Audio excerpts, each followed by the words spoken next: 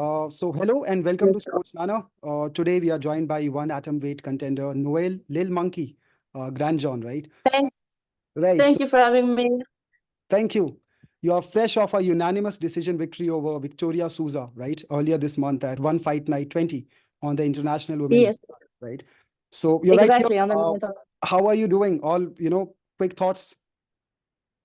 Yeah, doing great. Feels good to be back in the winner's circle. And yeah, I signed my next fight, my coming up fight already. So you're feeling amazing. That's am- Grateful. that's amazing, right? How is the feeling like? Because getting back into the winning column after what happened last fight, uh, shift of emotions. Yeah. We always have doubts, and I need to prove myself that I can do it. And she was a great experience as well, bigger, more experience than me. So it was a challenge, and we took it, and now we're back, and yeah, really happy about it. Right. See, I'm sure it was a tough challenge, right?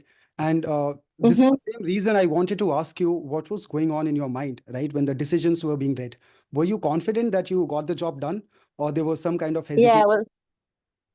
no, I was confident in the win for this fight. Yeah, I did what I had to do in the fight, and also being high as well. I think it helps. The crowd was hyping me, so good energy, and yeah. That's amazing, right? Because see, looking back at the fight, I think it was a dominant performance, right?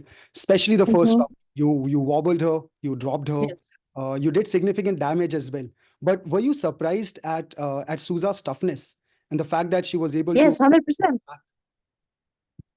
right? The way, Honestly, when I dropped her, I thought she would give up. The second time I dropped her in the first round, I thought she would give up, but she was really tough and she kept on fighting. And we went for 3 times 5 minutes round, so the full fight was really tough on her.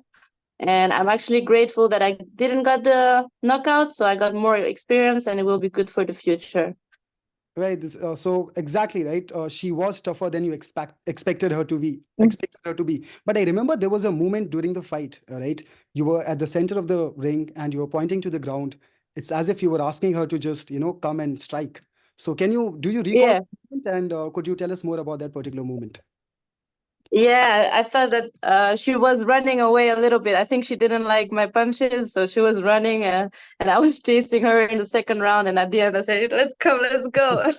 Also, a little bit hyping for the crowd. I think it's an entertainment at the end of the day. So, yeah, that was it. Yeah. Right, right. And, the fight was really entertaining. And I have to talk about Thank your, you. right? Imagine you're fighting someone who has not won, but three judo championships. So I think it's safe to say that you would expect a little bit of grappling, but I think that wasn't the case. Yes. It was your striking, Uh-huh. the 1-2 combinations, the Uh-huh. body kick, the left hook. It was almost perfect, right? The especially the first round. So talk to us about Uh-huh. the improvement that you have made in your striking department, and if that has been the major focus of your fighting style. Yes, because she was jiu-jitsu and Brazilian, so it's like the source from the Brazilian jiu-jitsu. I expected her jiu-jitsu to be good, so I didn't want to take the risk, even if I'm also second degree judo black belt. But I thought, let's go striking. I focused on my hands, and I wanted to strike the whole time, and I knocked her down. So that was my game plan. I did not plan to take her down, but she ran at me, and it judo came back naturally. So we did hit the ground. I think actually the Thai crowd loved the judo throws because The it's judo something they're throws, not right? used to. Yes. Yeah, I Mhm. think it's something new to bring to the table. And actually, it was not my game plan, but it's just natural, and everything was perfect. I can't complain, honestly. That's amazing, right? So Yeah, happy to see you this happy. You're currently training at Southside MMA, right? And I do. Yes, right, and before that, you were at Tiger Muay Thai. So first of all, I wanted to yes, I'm still. ask about your experience in that gym, right? Training with UFC, Bellator fighters, and experienced young and Yes, veteran athletes all over the world come to Tiger Muay Thai. So how was that experience like? yes. I'm still going there for training, by the way, but Tiger Muay Thai is, I think, one of the best MMA gyms in the world. Yeah, only quality people, quality training partners, great coaches, great vibes. Anatoly is also training there. Fabrizio Andrade. We have a lot of world and one championship world champions also. So it's great energy to have and great training. Also the fitness street is in the fitness street, so we always have like protein shakes outside, like nutritious food. Like it's a good it's perfect for athletes. And Southside MMA is also great. I love to switch between both gyms. I like to do also work there. We have Sea View, and it's a brand new gym, so it's super clean, everything. So yeah, it's good. Everywhere is good. It's wherever you vibe, and I like everywhere, honestly. So That's works for me. that's incredible, right? So what's next for Noel, right? I know you have mentioned Stamp Fairtex as a possible opponent, but I think that's a couple of It, fights away at least, right? The title picture. That it reminds me, might you be. also trained at Fairtex Training Center, right? So I did start my pro career in Fairtex. Yeah, that's why we were good. Yeah, I love Stamp, honestly, and she's a great athlete. Let's see if she keeps the belt or not, because we are both Thai athletes. So I don't know if it's the best outcome to fight someone who's fighting under the same flag as me. But maybe it's good. Like Thai people would love it, because yeah, it's putting the flag up, But I don't mind. Whatever comes. Trust the process. I'll just continue working hard and grinding up until the belt. My next fight will be I think ranked number 2. I'm not sure I can spoil who I'm fighting and when yet. I think I'm not allowed, right? I think a win over her would directly put you into the title picture. And considering you have history, 100%. and this is just out of curiosity, right? In a potential fight with Stamp Fairtex, since you have also trained with her, how do you think that one goes, right? Do you think it goes the distance? And also, I wanted to know what are the advantages that you think you have over the current champion? I sparred once actually with her. I was in my really, really early career in MMA, and I took her down straight away, because that's just what I do. She comes Judo from thing, striking, I come from judo. right? So this is what happens. And actually, my striking got better. Her grappling got better, obviously, also. So it will be interesting. Of course, she has a lot of experience, it's especially in one championship. Like, she's been there for so long. So her experience would be a little advantage, but I think she can't stop my takedowns, So that's also something. So yeah, when Well, if the day comes, it comes. If it doesn't, it doesn't. But I'm quite confident in my takedowns and my striking also, actually. So if it comes, it comes. Yeah, now I think that day will definitely I'll come, take the and fight. right, we are excited for that fight. Talking about advantages and disadvantages, right? I've been watching your interviews, and you have been quite vocal about fighting at your natural weight, right? And the various Yes, health benefits if you every do that, morning. right? So, does it put you at a slight disadvantage over other fighters? Also, considering the fact that one championship's atom weight division has the upper limit of 115 pounds, right? So, does it put you at a Yes, disadvantage, or what are your thoughts on it? I think yeah, honestly, I'm the small. I might be one of the smallest in the division. So we're perfectionists, right? Every detail counts. And I think after the weigh-ins, I'm still on the same weight. And the girls, they might take 3, 4, 5 kilos. I think naturally those girls, they're all above 60 kilos on a daily routine. I'm every morning exactly 52.2 on my fight weight. It's so funny. So I guess it's a little disadvantage, but on another side, we always say athletes, our first fight is the making weight. That's the first fight, and you don't really concentrate on the fight until you make weight. Right. Then the fight is on, and this is a stress that I don't have. And also, I like, as an athlete, I love the image to show good health, because it's not healthy, especially for women. It's very unhealthy to go up weight, go down, and do the yo-yo like this. Is very unhealthy, and I'm happy to fill in this role that I'm healthy every day. I'm disciplined with my food. It's a daily dedication. I don't really, of course, I have a little bit fat because I'm a woman, I guess, but I don't really, I eat very lean all the time. It's just like discipline. Everything is discipline. And every morning I'm on fight weight. And if they call me last minute, it's also better for one. And if I can do it, then it's awesome. Then everything is perfect. I I mean, hope I can I do think it. I'm training hard for it, so there's no reason. I think that's So really yeah. inspiring, right? That's really inspiring. I want to talk more about your plans as you move forward in your MMA journey. But before that, I want to bring all the attention to your dad, right? Your father. He has been Yes. guiding you throughout, and not often do you see your father-daughter duo doing as well as you guys have been doing, right? So talk to us about That's cute. your relationship with your father, who is also your coach, right? Yes, we have a great relationship. Actually, I started judo thanks to him. He's always been bringing me to training and helping me with my sports journey. And now we switched to MMA. This was my choice to switch to MMA, and he's supporting my choice in this. And we have great connection. He's actually in Bangkok. I'm in Phuket, so we don't really train together most of the time, but we're always in touch whenever we need to call or FaceTime. And he's giving me advice and he's coaching me via online. Actually, this is a new generation. So this is how we do for now. I hope one day I can bring him to Phuket. That would be great. But for now, he is busy in Bangkok. So step by step. But yeah, the goal is to take this belt together, father and daughter. And I might bring in a new coach as well in the future.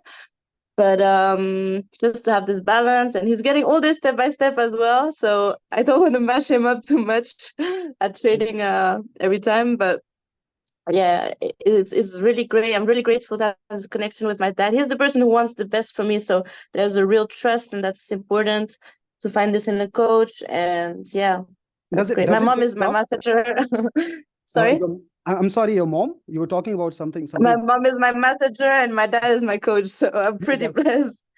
right. Does it get tough? Do you feel an extra pressure or the expectations, right? You are chasing that same dream as your father and you're doing it together. So does it overwhelm you sometimes? uh I think it's a little bit more pressure. Yeah, my dad is good with pressuring. I think pressure makes diamonds as well, so it's Right. okay. I can handle it. But yeah, of course, it's also for him that I do it because he put in so much work, through the years, and I really want to thank him for this in the best way is to win. So yeah, it is more pressure, but it's also natural because we've done this for 20 years, Right. 20 more years. than 20 years, 22 years. So Mhm. yeah, it's been a while.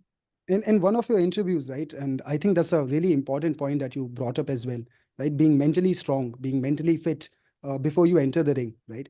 You talked about this after your last loss in August, and recently as well. While Mm-hmm. talking about not being able to get the finish against Mm-hmm. Victoria Souza, right? So we'd all love to Yeah. hear your thoughts on this, and what do you think you need to do to get there, right? To get to that zone.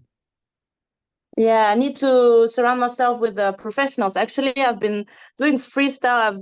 Been training a little bit on my own, and this time I'm trying to bring in like professional in SNC and even pads and those things.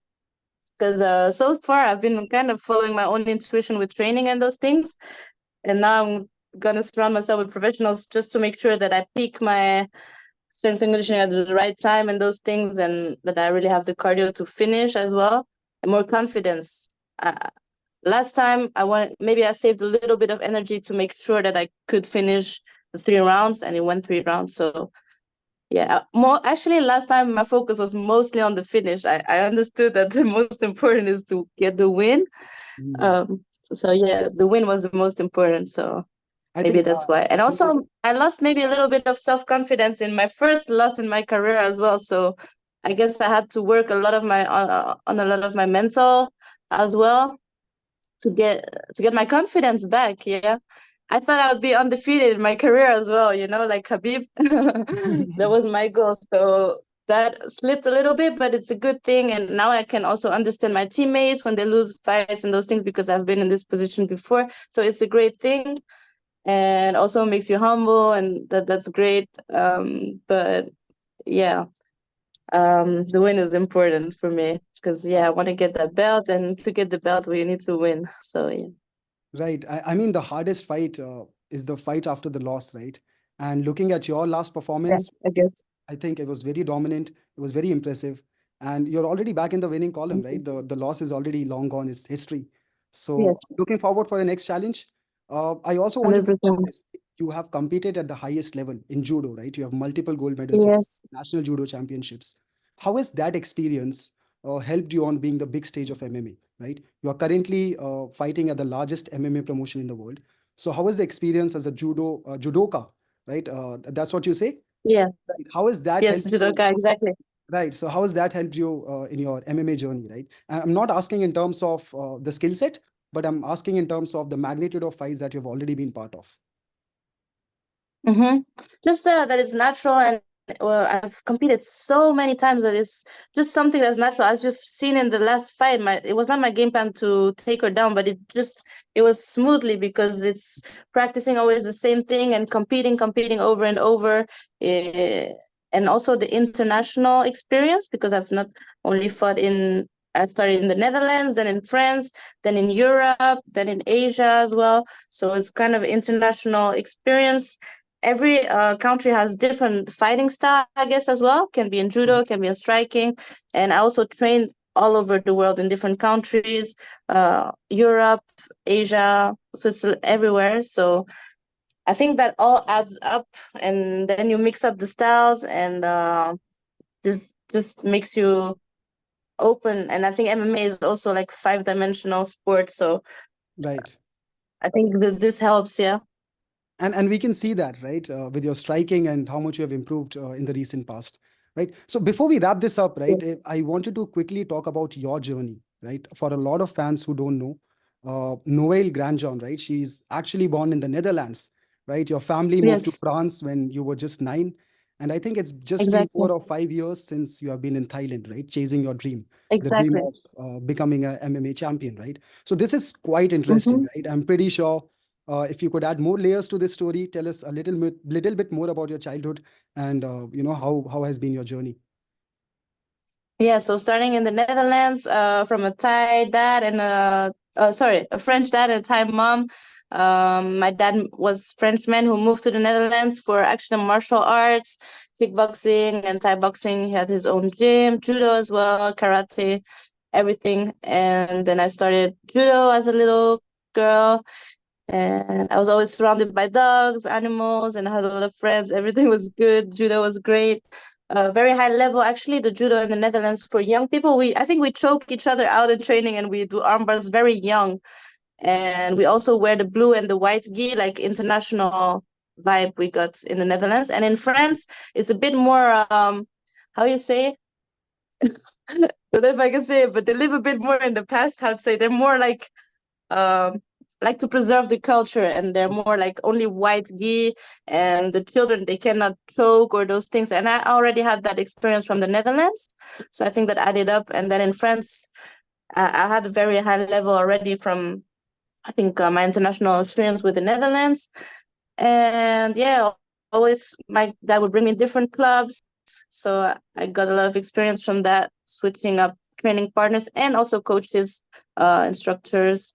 And my dad was also my judo instructor, of course.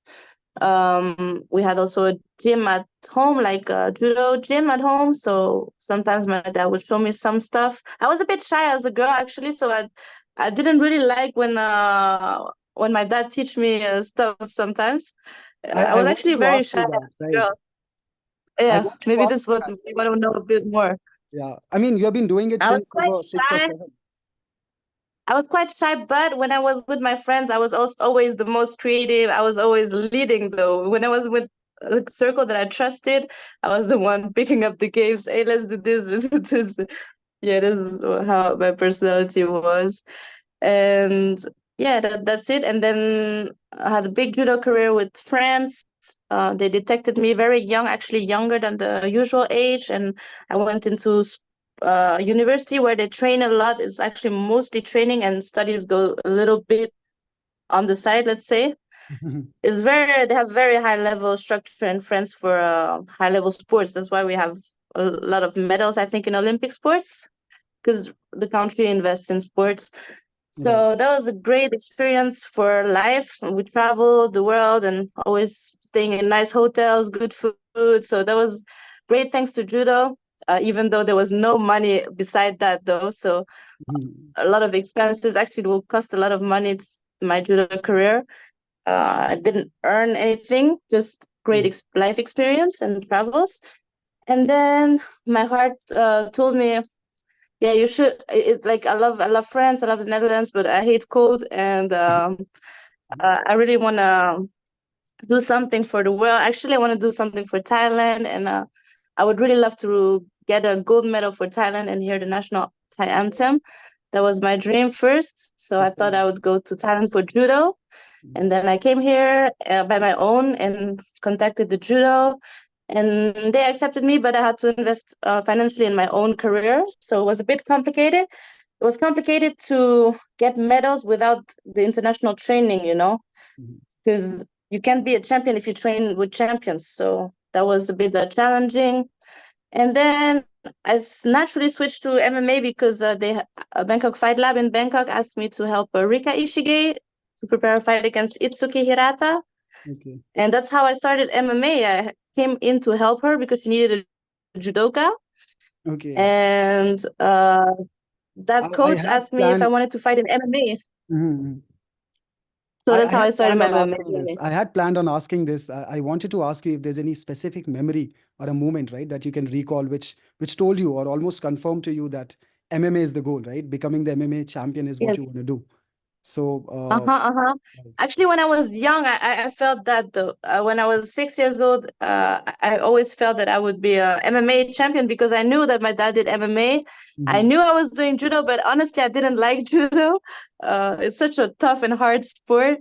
Also with the gi, it's heavy. When you travel, it's so heavy. It's and also the diet in judo as well because Mhm. they had smaller weight categories. So I did a little bit of diet for that. And yeah, I lost myself in the stories, but yeah. Right. Is there anything that you miss about France or Thailand that you don't see in sorry, France or Netherlands that you don't see in Thailand? Anything that Yes, I miss the grass, like the green grass and some, yeah, French food. I love French food. We have French food in Thailand, but in France, it's like crème de la crème. Yeah, but yeah, so French food and maybe green grass, fresh green grass. right. I mean, you are representing three countries, right? And I'm sure you have the support of fans from all over the world.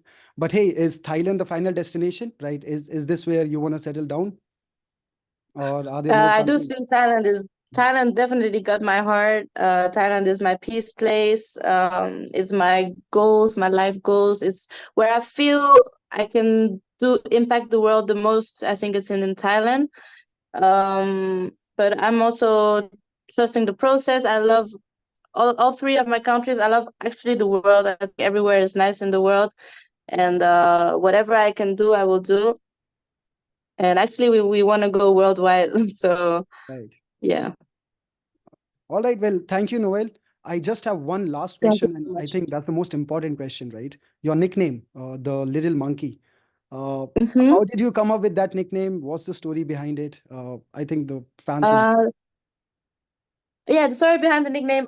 So people started to try to give me nicknames for MMA, and I just didn't like what they gave me as a nickname. And I thought, you know what? I'm gonna find it for myself. I want something funny, chill. I want to make people smile, laugh, and I think Monkey is funny, cheeky, smart, flexible, strong, and this is the image I want to give out to the world.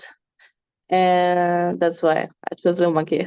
That's And I adorable. tattooed it on my face to make sure because I'm very stubborn. And when I have an idea, I go with it. So I tattooed it on my face to make sure this was my fight nickname.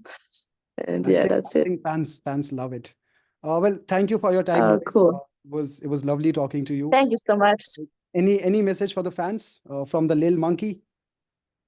Yeah, of course. Thanks for supporting the journey. We're nothing without you. And I hope you like the entertainment and always believe in yourself, believe in your goals and your dreams, and you can do anything as long as it comes from your heart with positive intention, you can do it. So keep on dreaming. Right. I think I leave the last words to you. Very beautifully said.